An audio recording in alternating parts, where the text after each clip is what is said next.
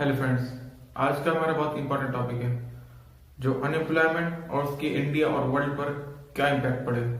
Video को start करने से पहले चैनल को लाइक करें, सब्सक्राइब करें। According to Indian Express, over 25,000 Indians ended lives due to unemployment indebtedness in 2018 to 2020. Minister of State Nityanand Rai informed that 9,140 people died by suicide due to unemployment. According to the Economic Times, India has 53 million unemployed people as of December 2021. Centre for monitoring Indian economy ने अपने weekly analysis में भारत को तुरंत अपने बेरोजगारी दर में 7.9% या दिसंबर 2021 में 35 मिलियन लोगों को एम्प्लॉयमेंट प्रोवाइड करने की जरूरत थी, who are not employed and they were actively looking for an employment.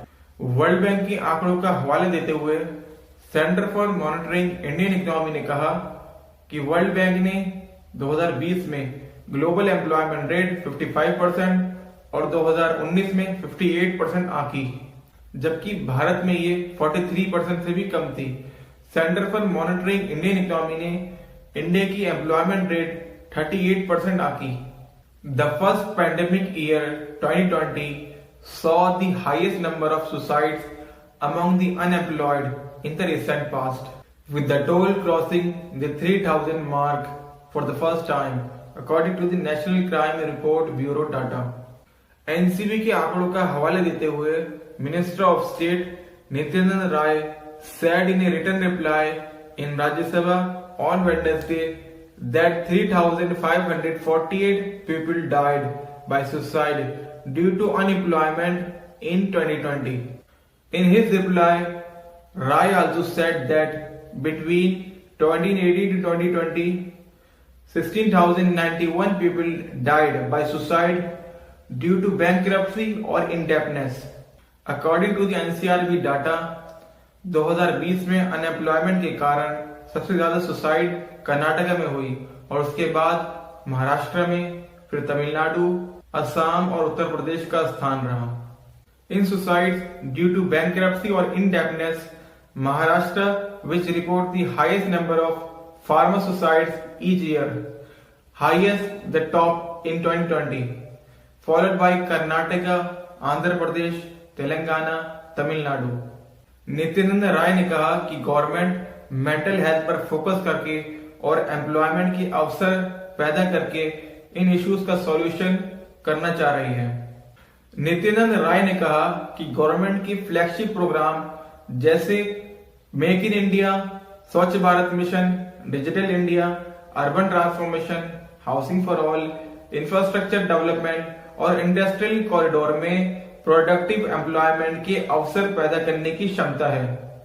Unemployment is a term referring to individual who are employable and actively seeking a job but are unable to find a job.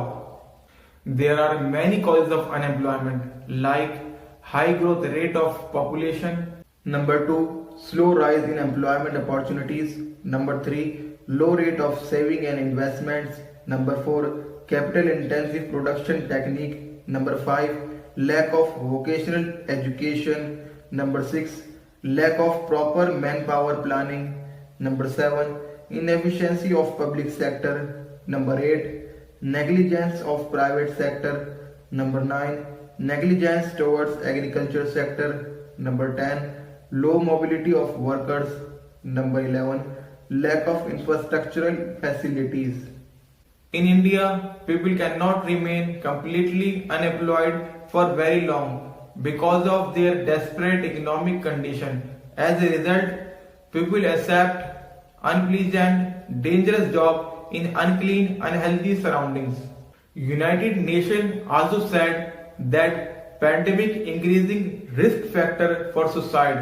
UN Health Agency warns.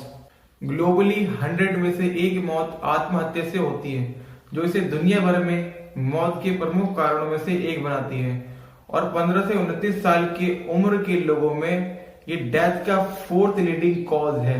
According to UN's report, COVID crisis to push global unemployment over 200 million mark in 2022. International labour organisation ने भी अपनी रिपोर्ट में कहा कि world nation will emerge from the ongoing health crisis. Geneva based organisation ने भी 2021 में नौकरियों के गैप में 75 मिलियन की वृद्धि का अनुमान लगाया, जो 2022 तक 23 मिलियन तक गिरने की संभावना है। अगर ये इन्फॉर्मेशन अच्छी लगे तो वीडियो को लाइक करें, चैनल को सब्सक्राइब करें।